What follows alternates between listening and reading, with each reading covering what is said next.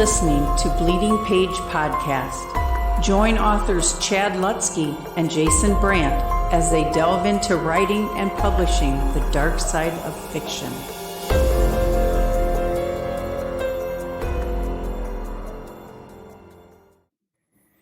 Hi there, Chad. Jason, how's it going? I'm doing okay because we just talked to Michaelbrent Collings, and it was a great interview. It really was. Landmark episode 6. It was.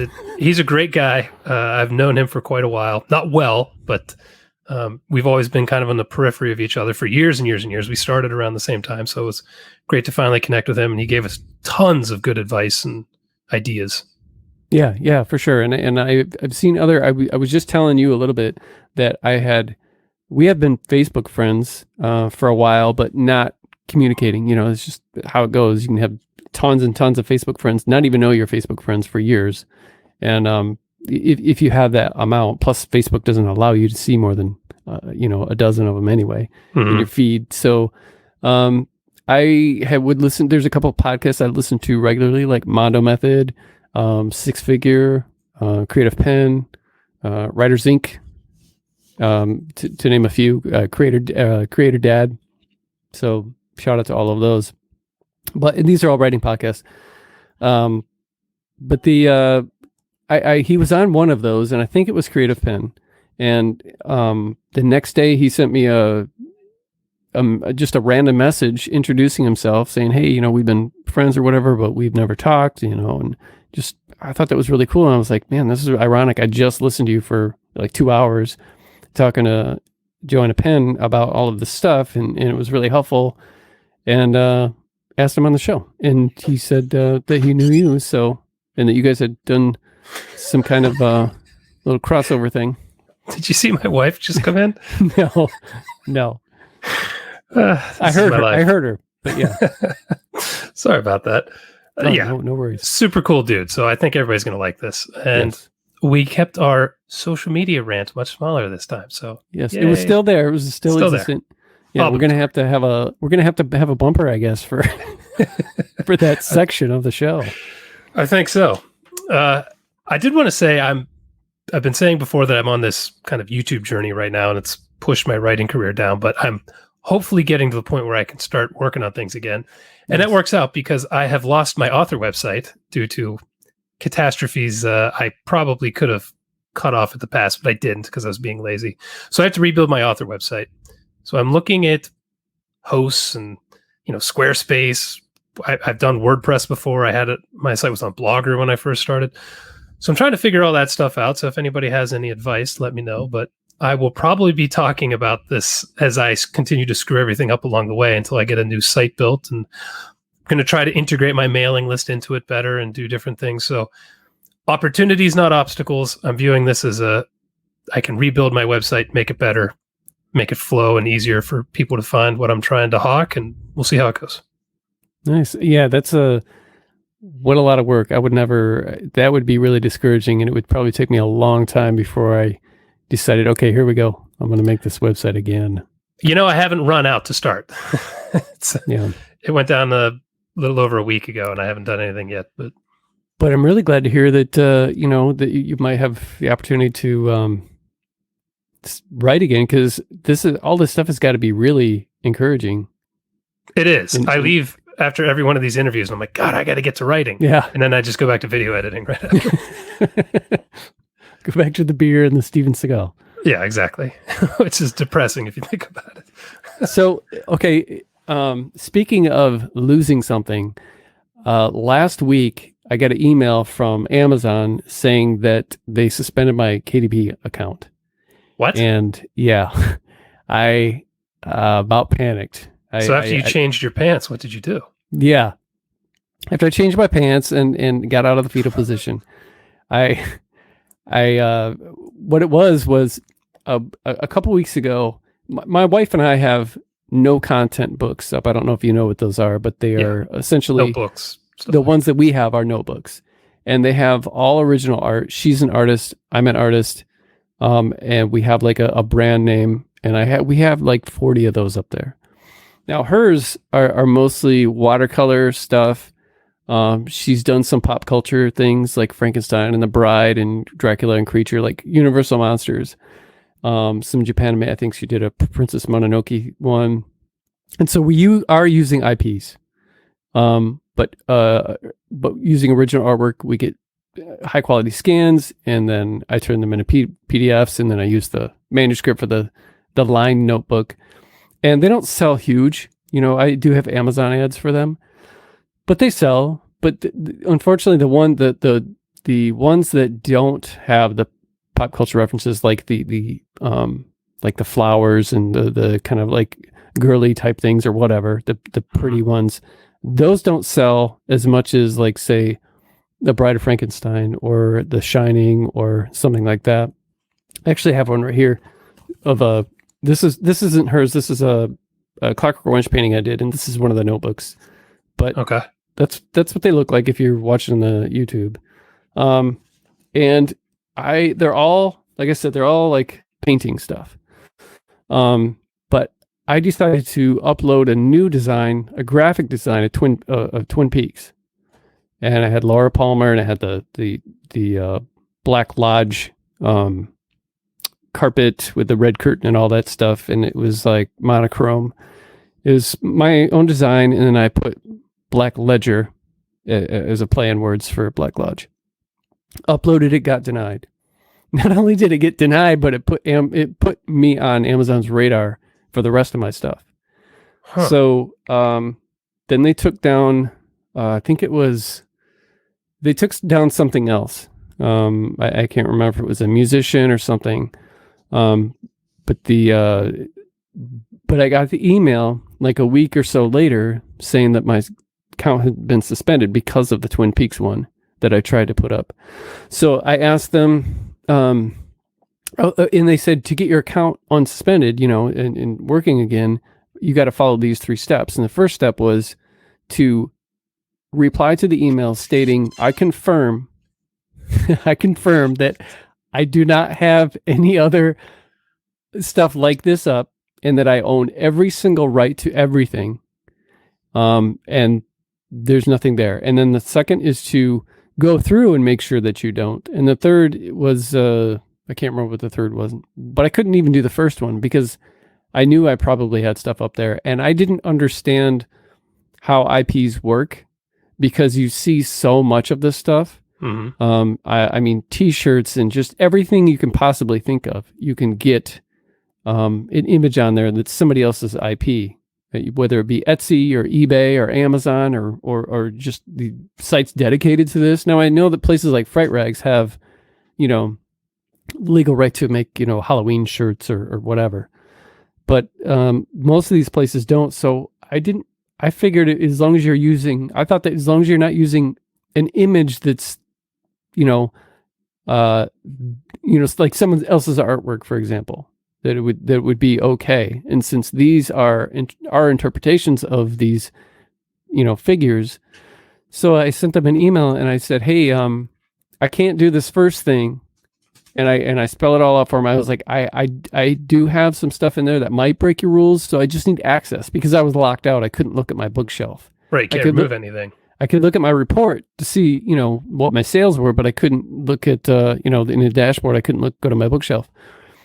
And so they sent me an email back within the hour, the same exact email. If you want to get your, and you've probably dealt with that before when you're dealing with Amazon. It's like they're not listening. They view emails to them as almost their templates. And then they just send you a template back with instructions. And it's like, you're not listening. This is specific, read the email. So they did that. And I sent another email back and I was like, listen, blah, blah, blah. And then they did the same thing. And so I went through Amazon's website and I opened up like a ticket or whatever, and I contacted them. And then within a couple hours, and I worded it differently, and I told them that I had gotten, replied and whatever. Then they sent all they did was just reply with the same exact instructions, which I couldn't do, So I called, finally I was like, screw it. It felt like entrapment. Like they were just waiting for me to say, I can confirm I own the rights. And then once I said that, they'd be like, oh no, you don't. And now you just lost your whole account. Right. That's what it felt like. I was being, trapped into that. So finally I just said, yeah, I confirmed that I own all the rights, and I'm going to go in there and make sure that all my stuff is. So I sent the email, didn't hear anything back for a while. So I call Amazon, get on the phone with them. After explaining everything, they're like, well, I can't help you. That's a different department. So I go to a different department, and I'm talking to this woman, and these people this is all outsourced. This woman's in her home. I can hear her kids or whatever in the background. And she's looking into it, and she's trying to help me. And I refresh the page, and all of a sudden I can access my books now. And I was like, oh, thank you so much. And I was like, well, she's like, oh, you can get to it? And I was like, yeah, what'd you do? And she's like, I don't know. And started laughing and said, I just refreshed this thing, and I couldn't hear her. Her audio wasn't very good. Not to mention her accent. So, and then I realized once I got off the phone, she didn't do anything. I got an email from as a response while I was on the phone from the one guy saying, because of the email that I sent saying, yes, I confirm, blah, blah, blah. So I started going through the things, and I took all the pop culture ones down, and then I just took them all down, because in the meantime, between all of this, I'm watching videos on YouTube and going to message boards, and people are like, you're screwed. You can't ever get another account and all this kind of stuff. And I thought, I'm not making, tens of thousands of dollars a month on here, but I am making a significant amount for me that helps pay our bills every year with book sales. I can't afford to all of a sudden, just throw 8 years of writing down the toilet because Amazon, and it scared the hell out of me because I'm exclusive, So it started making me worried about just thinking about, the importance of going wide and the importance of newsletters. And it's like, and I really feel for anybody who does lose an account. And I think that this is something that's Amazon is cracking down on right now, because lately, despite me going to some,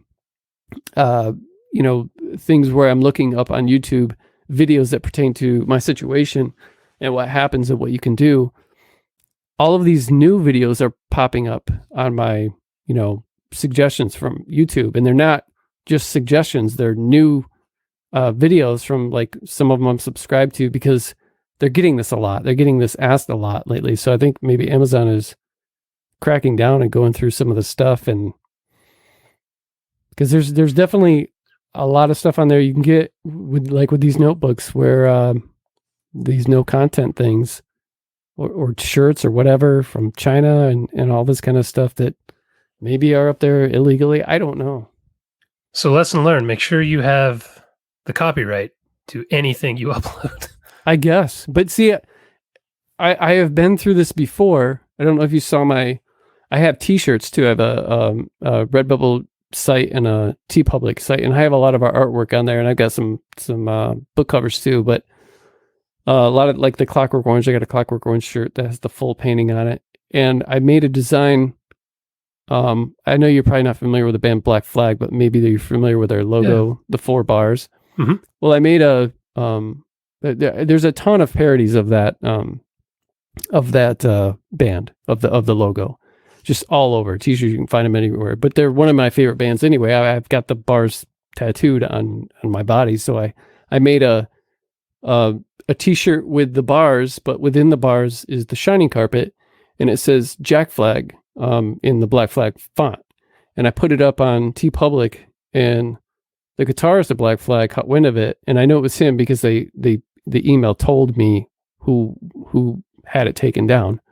And that dude had it taken down, and I mean, I know he's seen the 10 million other parodies of this logo, and then so I got that taken down, and then but not before I bought a shirt for myself. And then the worst one was when I have a book called The Same Deep Water as You that's named after a Cure song, and I know a lot about rights as far as, like, lyrics and putting them in your book.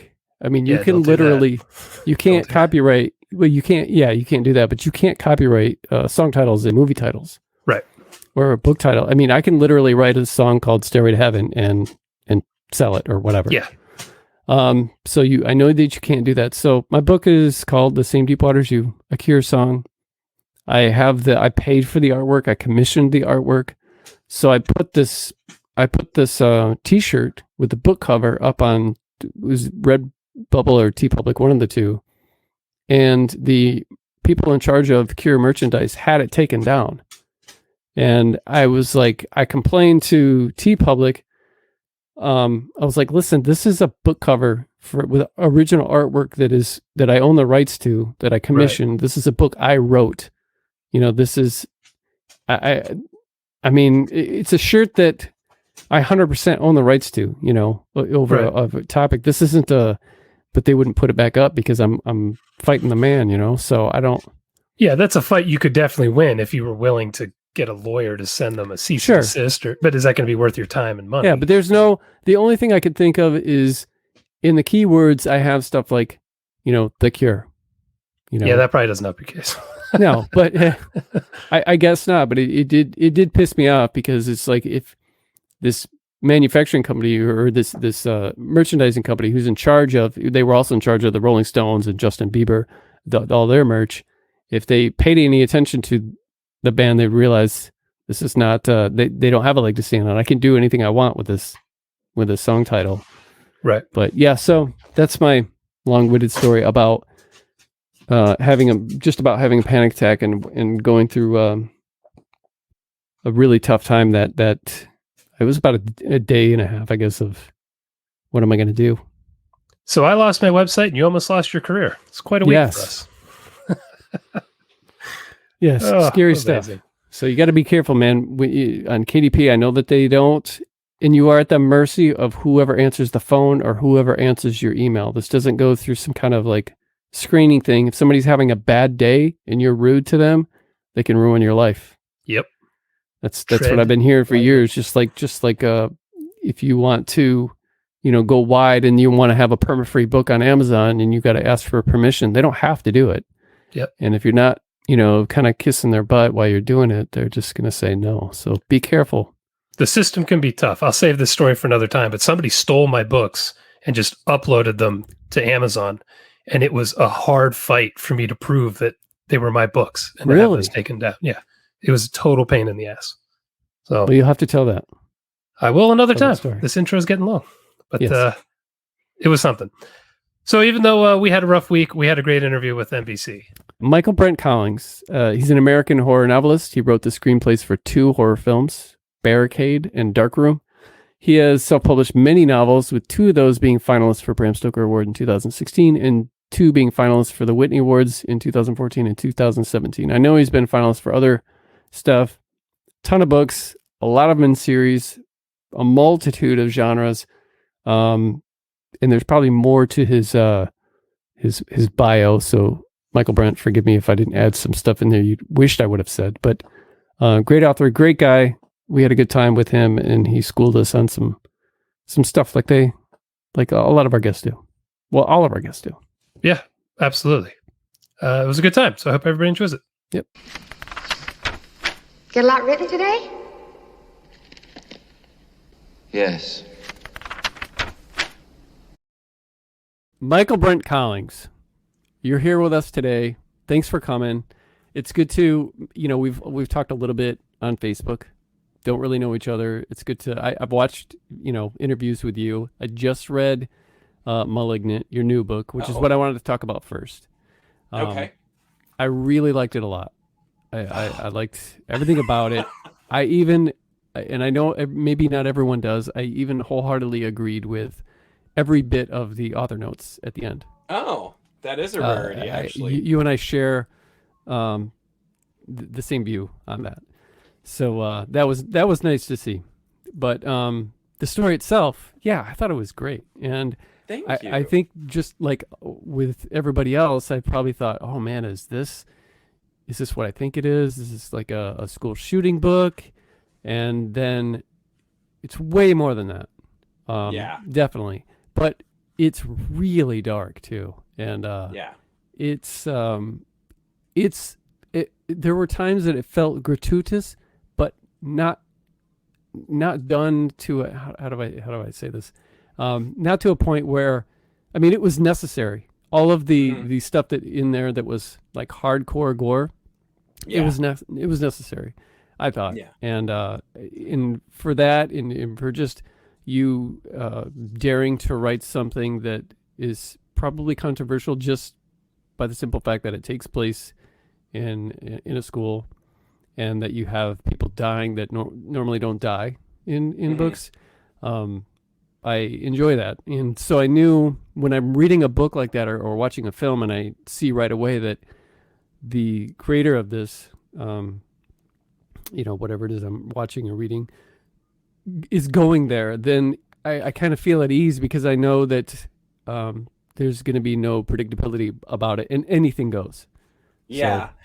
Yeah, it's nice when it is nice. I was just watching like a little, I think I posted about it on Facebook or something. I was watching this little, I think it was from Chile, it was a South American film, and you could tell they did it for like $1.50. Like the entire catering, everything was what it cost to ride the bus, and it was funny because they did a couple things and you're like, oh, well, that happened, because they're not sort of things that you would typically see in a theater now, where certain people, certain groups are sacrosanct. You can't murder the orphan kid, and stuff like that. And so when you do see something like that where it happens, yeah, you're right. It's kind of like, well, I guess I genuinely don't know where we're going from here.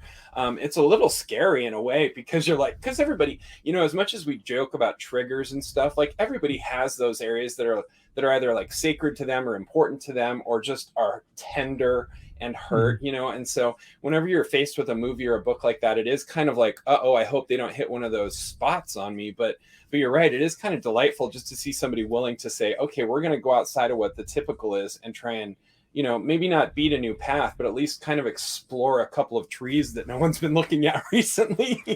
Yeah, especially when the day and age that we live in now, when everybody with their art seems to be in the position where they have to walk on eggshells. And, Hollywood definitely is not going to touch anything that is not PC. That's for the indie films, and a lot of writers are like that too. And so to me, it's always refreshing, or even comedian, it's always refreshing where they don't back down from that. And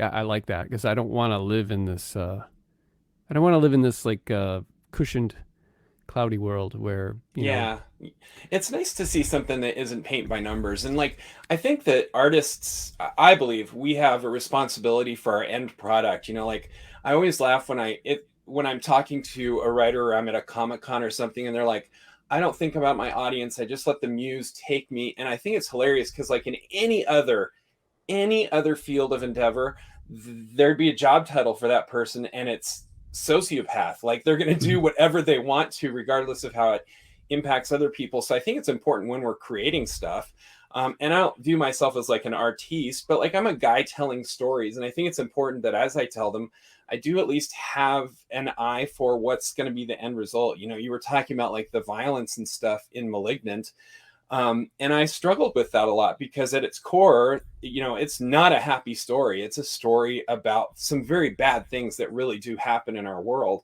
And so I was kind of faced with the question of, do I, dumb it down a little bit? Do I kind of make it milder so it's more approachable? Or do I just really kind of try and emphasize the horror of this story, which is, it's telling a story that's very, it's a morality play, and whenever you kind of sanitize morality plays, you sanitize the point you're trying to make. You make it less powerful.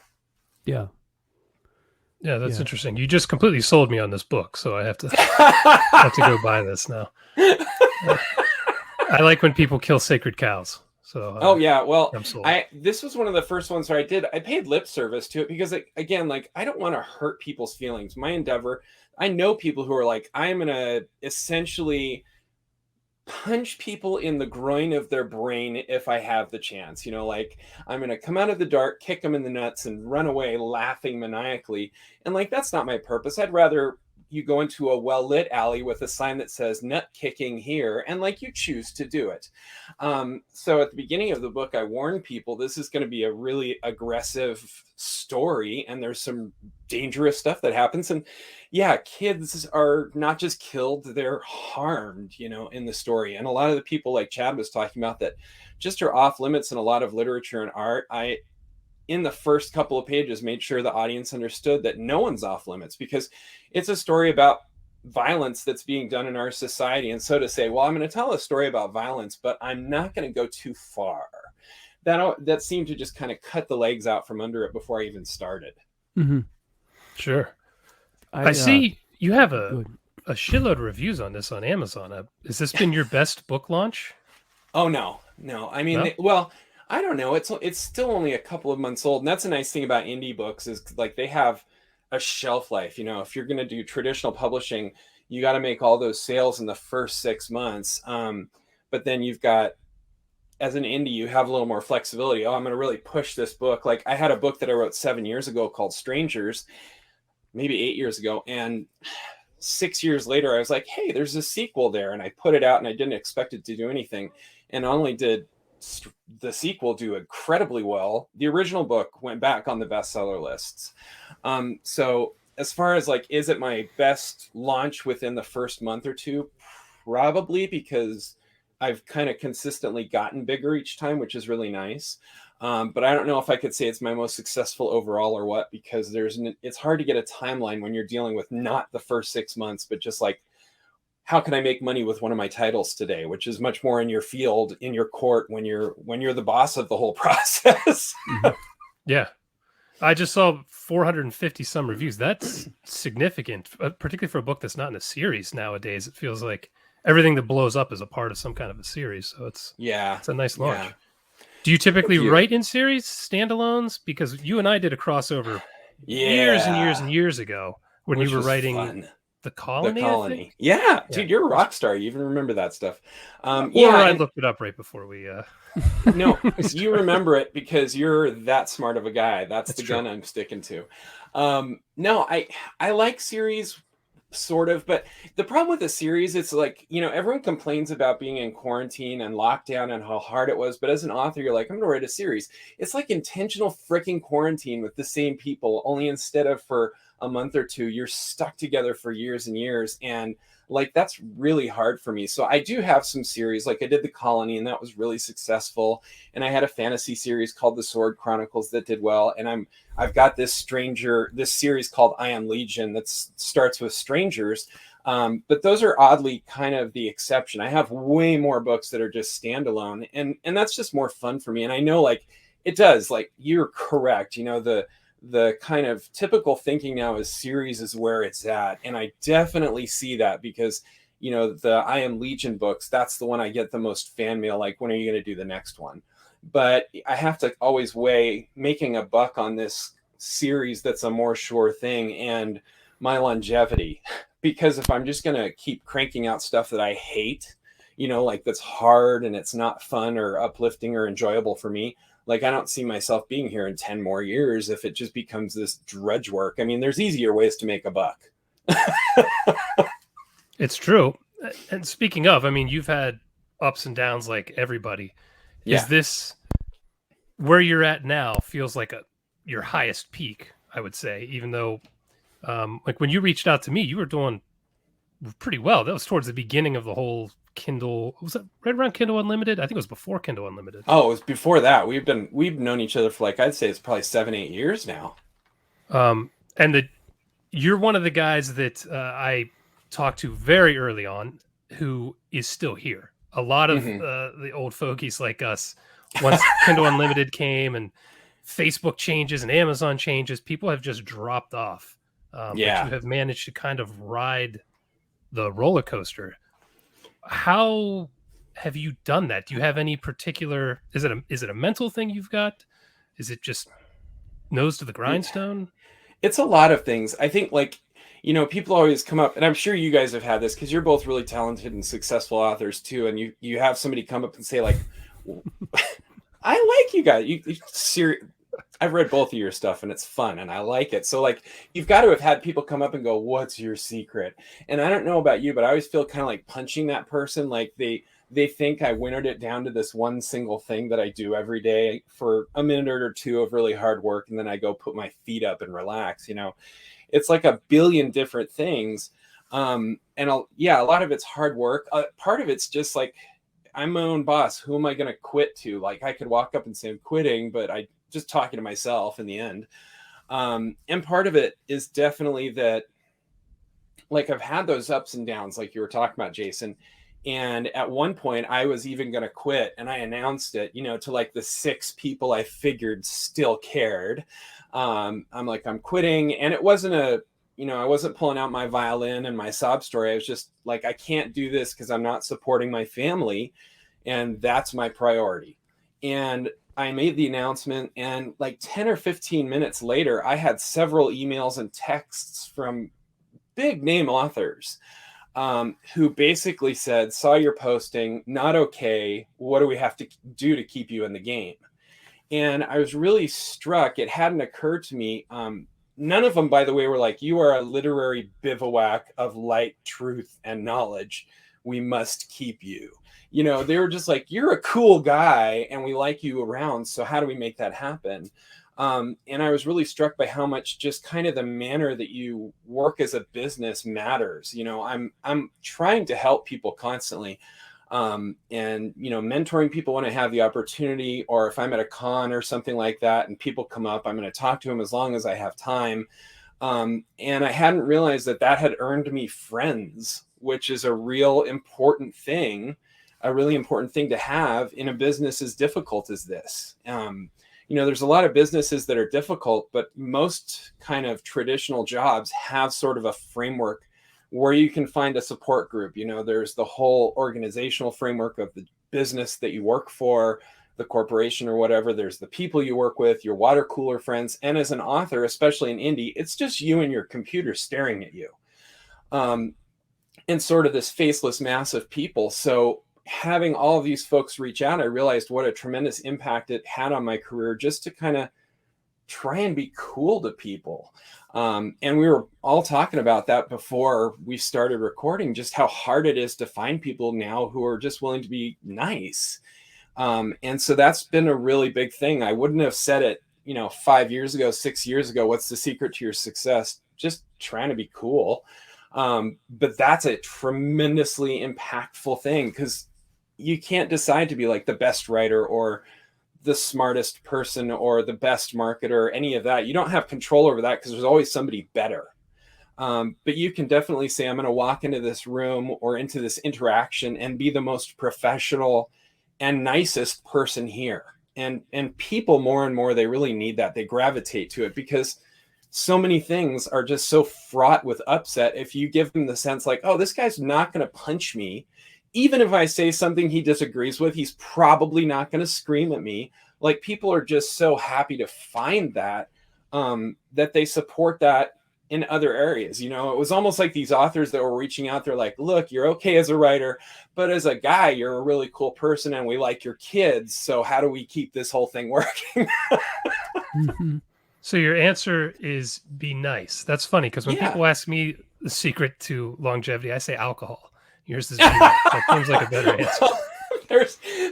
My wife or my daughter comes up. She's like, Dad, stop drinking Diet Coke because it's bad for you. And I'm like, well, I'm an author, so it's either that or alcohol or hard drugs. So like, let's stick with the Diet Coke. Compromise. Yeah. There's truth in that, man. There's, you need stress relief somehow. But yeah, that's why I drink. The being nice thing, I mean, that has legs for sure, because I know that a lot of, just on social media, and we'll use Twitter as an example, you can see the people, including publishers, small press publishers, who are losing potentially half of their readership just by, bitching about this or this. And if somebody's going to not read somebody because of their political stance, I don't agree with that. But there are a lot of people who do that. And so you're going to lose that too if you start, ranting about this. or just the negativity that people tend to, just simple complaining. Yeah. I know there Yeah. are some people on Twitter. It's just they're consistently complaining you're about such a something, and drag. it may not have anything to do with anything political or anything like that. It's just your energy is just I don't like it. And then they have like this, I guess would be maybe a negative somatic marker where they just, when you see that person's name, you're instantly just kind of like, ugh, so Yeah. we all want to be around that person who, and these people actually make me they make me feel like they make me want to never complain about anything at all because of how ugly it looks. And it's like, man, that really, I know that there's a bunch of silent people behind their keyboards that are way too mature to say anything, that are just shaking their heads and going, dude, you should probably shut up and Right. just get back to writing, or Yeah, that's me, by the way. No. Like, shut up and get back to writing. Monetized it. You've monetized your negative attitude, Jason. So we're all behind that. No, it's true though. It's like, and it cracks me up how many times the loudest complainers are people who, like, you step back and go, your life is pretty good. And it would be one thing if they were complaining constantly, like, oh, there's too many children being blown up by landmines, like, okay, that is a legitimate, horrible thing, and let's talk about it. But so many of the time, the biggest complainer, like, I'm sitting here in my $20 million yacht, and I'm going to bitch about everything because my life is capital S, capital H, so hard.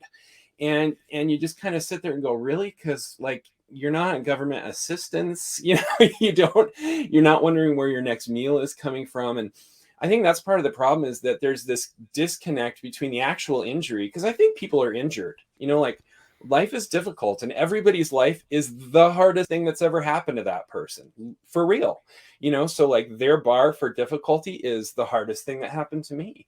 And so it makes sense that they'll get upset about it. But there's this disconnect, I think, about the actual harm that's been done to me and my reaction.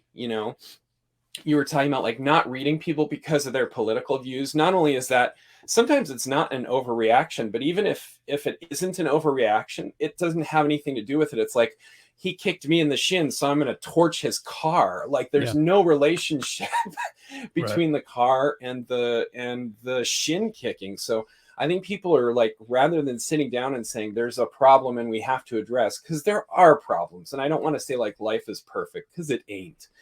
But rather than sit down and go, here's the problem, here's the harm it's causing, how can we fix that? It's like somebody goes in and whether it is, I stubbed my toe, I lost my keys, thermonuclear war in the Ukraine, they have exactly the same number of exclamation points at the end of their Twitter observation. And so it's really hard to dial in on, like, what's really important now. I mean, the more people scream, the more it is to hear the actual important points in between all the noise. And it's just this self-propagating issue. Yeah, no, I agree. Now that we have our obligatory social media rant for the show out of the way. Yes, thank you. Every episode. I wanted to ask you a little more business-oriented questions. Are you entirely in KU?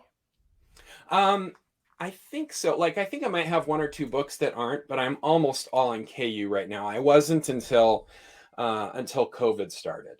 And then we moved to KU, and that was largely, like, we didn't have any kind of a metric that was telling us, my family, when I say us, it's always my family, because my wife is the person who's smart in our family, so we didn't have, like, a metric that was like, go to KU and you're going to make more money.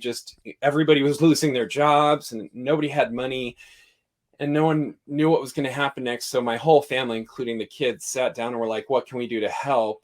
And so we put all my books on sale for 99 cents, and we put everything in KU just because we figured that way more people could read stuff cheaply. And you guys know how Amazon's, like, royalties breakdown happens. So by moving from $4.99 to 99 cents, we were taking a 90% hit on royalties per unit. And we figured we could keep that up for like a week or two, because that's a big chunk, and then after that, you worry about paying for food and shelter.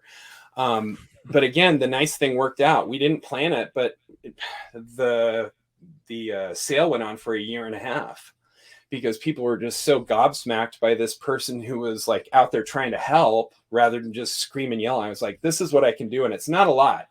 I'm the first to recognize putting my books on sale is not like I went out and Mother Teresa'd everything, but I did a little piece, and without really any kind of hope that it would come back, because again, when it started, we were making plans like, how can we make this work and still pay rent next month kind of thing.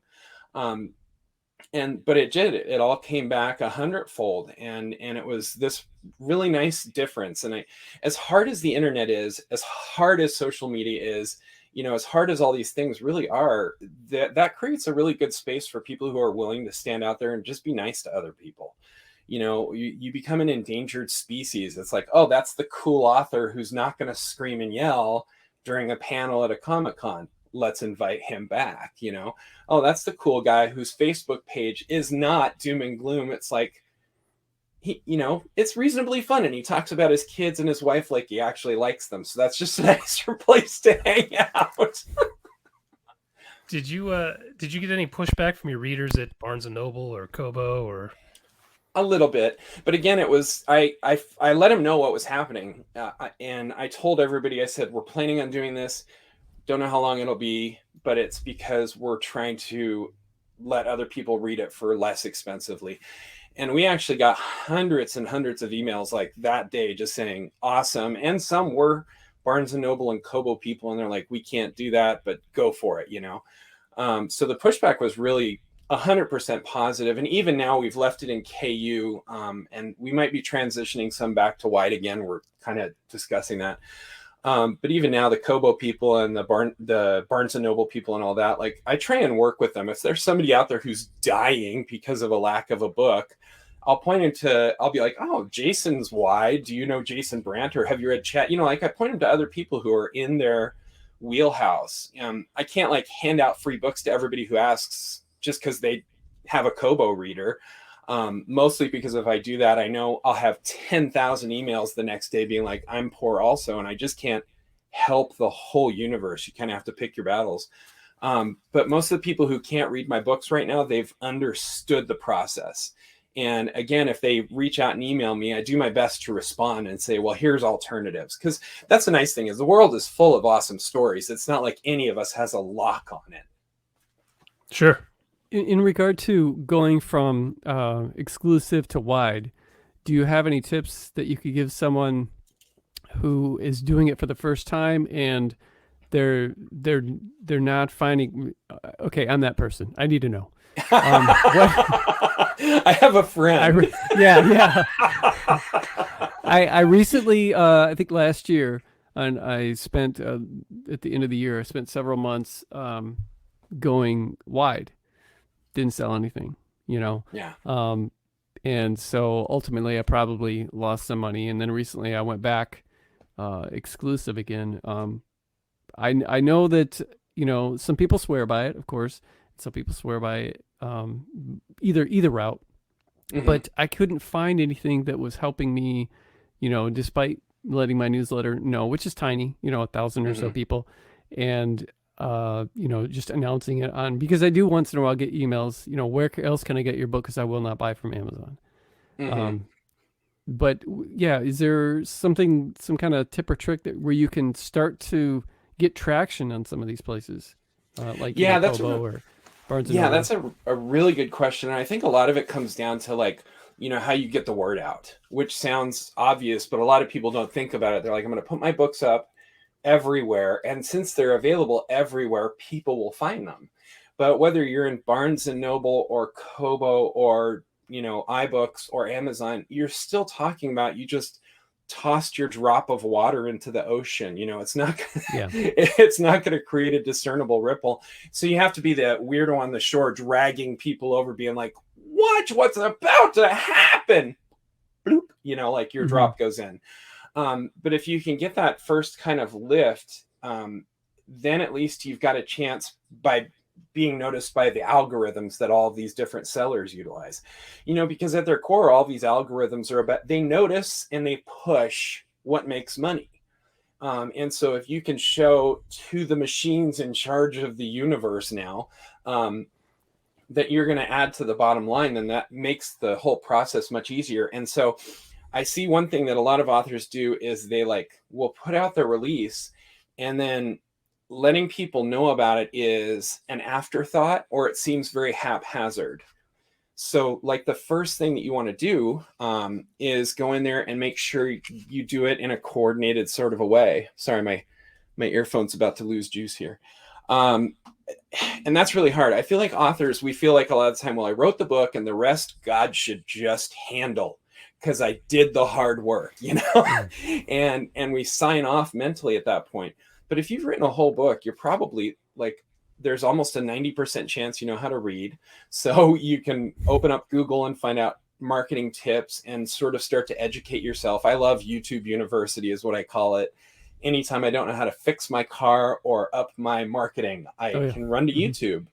And so I think the big thing, like anyone who's shifting in any way, not just exclusive to wide or back, but who's making any kind of a market shift, the first thing you want to do is do some research so that when you approach the whole thing, it's as a strategy rather than here's my drop, fingers crossed, let's hope what happens next is nice, you know. Because again, these aggregators or these algorithms, they all notice numbers, and so you want to pack some numbers on. And the other thing to realize is you have to have skin in the game now. Like Jason and I were talking, we kind of started early, and just by virtue of not sucking, we were like this elite group in Kindle because it was such a haven for not very good writing for a while, and still is to some extent, but there's a lot more quality there now. So if like you were out there and just were okay, people would probably notice at least a little bit. Now there's tons of okay stuff, and so you have to be willing to spend some money, which is scary. Because you're taking an endeavor that most of us hope will result in us laying there spread-eagled while someone dumps like ducats onto us.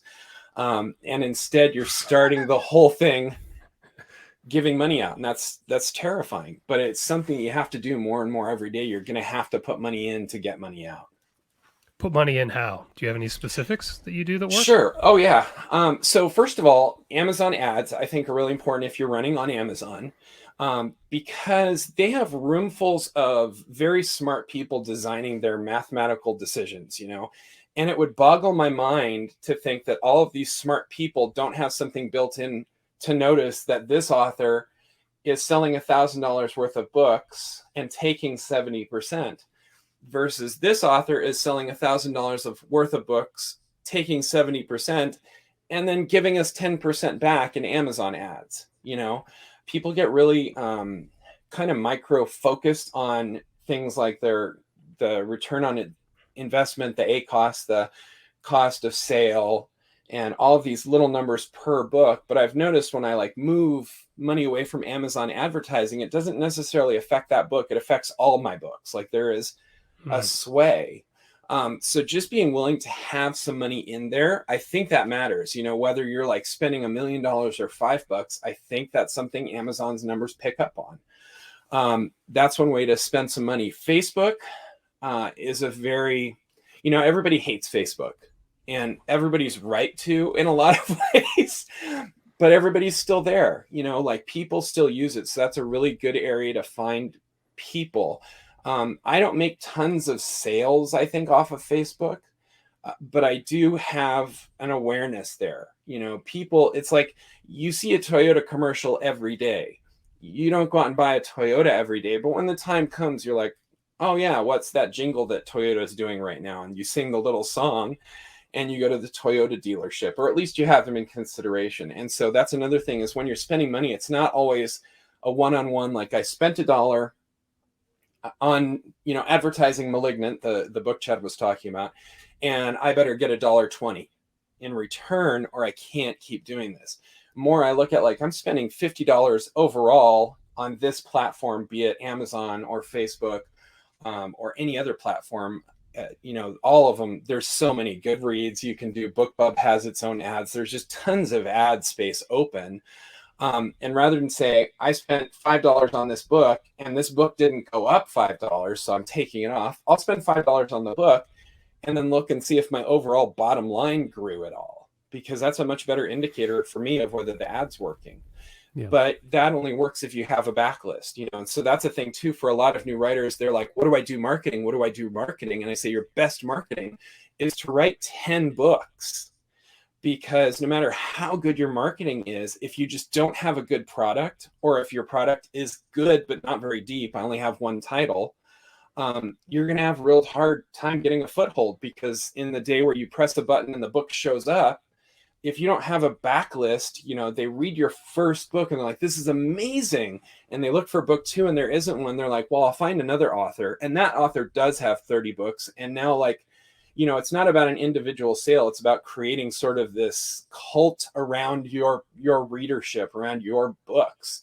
So, people who are really getting excited and worried and concerned about marketing, and they've got 2 titles, I'm like, you're trying to put the cart way before the horse here.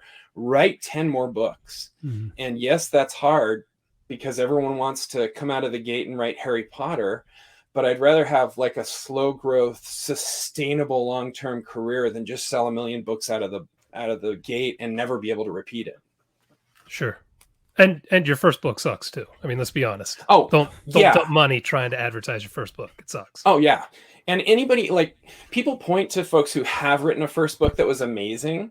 But you look at them and 99% of those people never wrote anything else good. That was their shot. The people that are the biggest names, they tend to have started a bit smaller and grown, because they're instead of creating a sensation, which is kind of what social media and influencers tell us, we want to be the next sensation.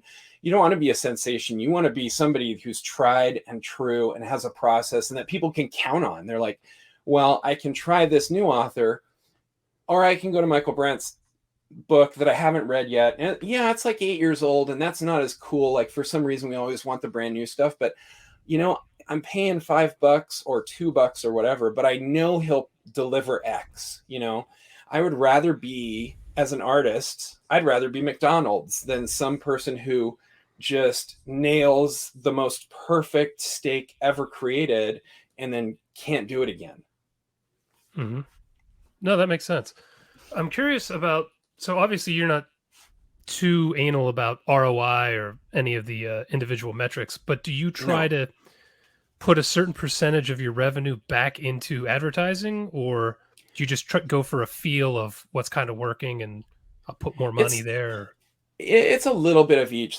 Day to day, it's kind of a generalized, I can tell my metrics are off. And if I look, yep, sure, something fell through the cracks, or I didn't get this, or I forgot to re-up that. If I have a windfall, and, if you're a long-term writer, you're going to have dry spells. You're going to have, months where your stomach's a little more empty, and you're going to have months where you're rolling in the dough and you're walking around going like this. And whenever I have those windfall moments, I make a big sale or something comes out that I wasn't expecting, I tend to immediately say, I'm going to take half of this and just partition it off. I am not going to spend it tomorrow, but half of it's definitely going back in the business, because just having that mindset definitely allows me to say, it's not all fun money, and that's where a lot of people, again, when you start making money as an author, for a lot of us, I made money right out the gate. I wrote a book and I put it on Kindle and it did really well. And it was almost a disservice because I thought I knew what I was doing, and that happens to a lot of authors. We have a measure of success and we're like, I got this, I'm an expert. And so we get lazy, or we relax and don't put as much money in anymore. And I never anymore assume things are going to be going well tomorrow. I'm always putting money away for a rainy day, either in my actual bank account or in the business account, so that I can always kind of keep pushing forward on that stuff. Yeah, no, I totally agree with that. I do the same thing. I was going to say, you had some questions. I know. I did. Yeah, I have a 2-part question that I'm super curious about. Because I see you as kind of like this rule breaker in this certain area, and I'm very curious about how it works for you. So in the world of self-publishing, there's just a ton of advice with different tips and tricks. Some people say to go wide, like we were talking about, or to stay exclusive. Some push the importance of a newsletter. The list is long for that kind of stuff. But within that advice is also the importance of creating a pen name to write in other genres in order for Amazon's algorithms to work, their magic properly. And while you do have a pen name for romance, because it's so far outside of everything else you do, everything else you've done, in fantasy and sci-fi and YA and middle grade, and you are still writing under Michaelbrent Collings. And so, you're kind of like breaking you're being a little rebellious there with that. And I wonder how that works. How, is that something that you are happy just, or do you happy with the decision that you made to do that?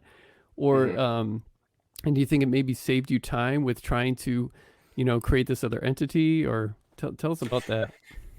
So even the romance is not a pen name anymore. Like, it has the name on the front, but on the Amazon page, it's got my name as well. Right. And at the end of the first book, I'm like, it's Michaelbrent. And the reason that I did that was I was having these 40-year-old women write to my pen name as like their bestie and bitching about like their husbands who are so awful. And I just felt terrible. I'm like, yes, women are the best, and I felt really disingenuous and weird. And I wasn't like trying to trick anybody. I wasn't putting myself out there to be like, I'll be the best woman friend you've ever known. Yeah. It just started to happen. And I felt weird. I didn't want to feel like I was lying to people, but I also didn't want to be like, well, first of all, let's just get this out of the way. I totally have a penis. So having said that, and so I kind of had to ditch it eventually. And that's part of why I don't have pen names for my other stuff, is it's just too hard. Like, some people can do it. And that's an important thing to recognize, is everybody's got strengths and limitations. And it is way more effective to work within your strengths than to try and fight against a limitation. So I could diversify, and I could have a pen name, or just go by Michaelbrent as the, kids books, and MBC for young adult. There's all these things you can do. But first of all, I got lucky because by the time this concern really hit, I already had a pretty diversified portfolio and people were used to it. It wasn't like all of a sudden, independent stories answer to Stephen King started writing pop-up books. It wasn't coming out of nowhere. So I kind of already had a built-in audience. If I had to do it from scratch now, I probably would have a pen name, even though it is difficult, simply because of that concern. And man, the also bots on my Amazon page look like a madman is in charge of my account. Because there's like hard horror, and there's Christian fiction, and then there's like naked dudes, like the cowboy doing this thing. And, Wait, what's the cowboy doing? Yeah. Look, I don't want to out myself as being a model. I'm going to pull this shirt open, and you're just going to see that all of this pretense is hiding massive abs. No, but it's funny. Like, it is a kick. My kids go use my Kindle account too, so it makes it even worse because I've got like, my first readers stuff here. It's like Magic Treehouse next to it, and next to Never Been Touched That Way Before, or whatever dumb name is on there. So it's a danger. It is.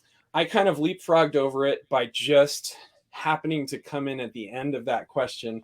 I already had a big backlog, and I have fans who are willing to read whatever I write. So I have that, freedom. But even then, if it goes too long without me writing a straight horror novel or, one of the I Am Legion series, I get irritated emails, which is also funny because like, I think it's totally cool to reach out and be like, hey, I love your fantasy. I can't wait for you to write more of that. I think that's awesome. But for people to reach out to a stranger and be like, you suck for not writing the thing that I particularly have on my vision board. I've always thought that's like super bizarre, Yeah. Yeah, it is. So you do feel like it has hindered the algorithms for your, by having just Yeah, probably. And it definitely makes certain kind of statistical analysis different because if you're, it's a lot easier to analyze your sales of tomatoes and lettuce and meat than it is to figure out how much lettuce sales are attributable to each Big Mac. It's like it's harder when it's all mixed together. And so it creates issues that way. But again, like that's one thing I could definitely 100% stand to improve in my business model. But you also then have to look at kind of the costs in time, the allocation of money, and the mental distress. Because I was, Right. as much as I joke about these women being like Angelica Hart's bestie, it was tremendously draining on me, and it was making it hard to actually write. So, like, I'd rather lose 10% of my income because Amazon is confused, but have a 50% higher, output rate. I'm still going to come out ahead. And you do Yeah. have to always make those analyses. You have to have the numbers involved. People who are like, I'm just an artist. I'm like, well, enjoy continuing to be a barista, because artists don't last long in any business. You can be an artist, but you also have to be a business person. And so you're always going to have those statistics in mind. But sometimes you have to just decide, my quality of life is going to be so much lower if I follow this last dollar. So I'd rather be happy and a dollar poorer. It's worth it. That's a valid choice. I have wondered regarding that, because I've written under a very non-cryptic pen name, just using my initials and my same last name, which is, nobody else has. So it's a kind of a blessing for me, so that when they see it, they know that it's me. But it's different than my typical stuff. And I was thinking of doing a series with that name, but then, other than just the one book I have under there, and I thought, is it worth my time? I mean, it's already bad enough that a large fraction of the time that I spend writing is marketing and just being present with and networking and stuff like that. So do I want to try and double that? And like you were saying, or will my, I can have that time back, and put it into more writing and have, be more prolific and have a greater output, and maybe it will even itself out. So I don't. And look, seriously, quality of life questions are critical. There's this idea that if I'm just successful, I'll be happy. But like, you learn to be happy along the way. You don't just get a certain number in your bank account and that's where I found joy all of a sudden. And so, if you're making these decisions based on, this is going to make me unhappy, or this is just going to exhaust me emotionally and mentally, that's a legitimate thing to factor into your decisions. I always kind of laugh if there's a doctor and the doctor stands up in front of his family and friends and says, I hate being a doctor. I found my bliss as a janitor for an elementary school. And everyone's like, hooray, you made a wise decision. You're amazing. What a cool person. But artists, for some reason, we feel like we can't stand up and say, I like to write, but I'm miserable with this lifestyle. So I'm going to go back to school and be a lawyer, or I'm going to go drive pizza, which I have done, or whatever. We view it as this total failure for some reason, but the door swings both ways. Like, you have to look at your life and say, yeah, I like telling stories, but the storytelling lifestyle I find miserable and horrible. So for me, I'd rather have it as a hobby. And by the way, I think, like, if you have a job that has, medical coverage and dental coverage and allows you enough emotional and mental space to still tell stories, like, you're already pretty much winning that game, because you get to have the output and to do the stuff that you enjoy and find genuinely fun. And as soon as it becomes a job, like you guys know, as soon as it becomes the thing you use to pay your rent, a lot of the stress increases and a lot of the joy is kind of drained away, because I can't have a day where I'm just like, I'm not feeling it. You have to be feeling it. You have to have some kind of an output. And I don't type every day. There's days that I am not as productive as like a typist, but I can't afford to just take time off and stop doing it, because this is my job. And so if you've looked at your life and you're like, hey, I really like stories, but I'm also kind of happy coding computer programs, and I'm making 6 figures that way, and I still get to tell stories on the weekend, like, don't be in too big of a hurry to shelve your job. It sounds like you're already pretty happy, and that's really kind of the ultimate goal. Yeah, I totally agree with that. As soon as your hobby becomes your job, it's not as fun. Yeah. It's it's a lot of work. And then you're like, God, I have to do this instead of I want to do this. Yeah. You wake up on Saturday and you're like, oh, I can't wait to get to the computer and type this story that's been driving me nuts all through the week where I had my grown-up job, and that goes away a lot as a professional. We wake up the same as every other job. You're like, today again, like I have to relive this whole universe over. And there's a lot of drudgery, and it definitely, by its nature, it becomes less fun. And again, it doesn't mean it, like, I'm not complaining. I still have a job that I love. I still have a job that's wonderful. And I view myself as incredibly blessed for being able to do it as long as I have and found the measure of success that I have. So I don't want to be like one of these baseball players that's making $20 million a year and being like, but the game's no fun anymore. Like, sucks to be you. Mm-hmm. But you do have to genuinely recognize it changes the whole feel of it when you become a pro. When it's your livelihood, it's like a hobby doesn't matter. I can throw my hobby in the drawer. I have lots of hobbies. No one's ever going to care that I suck at guitar, which I enjoy, but I'm not great at. But if I suck at my job, it impacts my children. And that's scary. And it puts so much more pressure and takes a lot of the fun away. Even the king of the world is a slave to the grind, as they say. Oh, yeah. Yeah. Chad, do you have anything else before I ask you want to shoot the questions? So we ask this of everybody. Uh-oh. I know, so don't screw up. There have been some really good answers before. This is the compare and contrast portion of our podcast. That's right.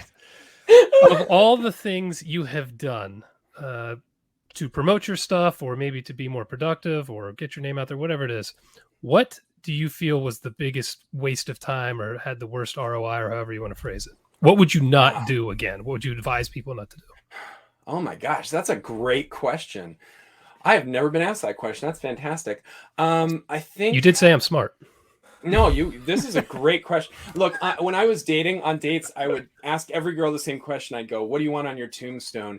And just measuring the people who were like, and never got out of the deer in the headlights phase, I was like, you fail. So that in mind, wow, because I want our date to go well.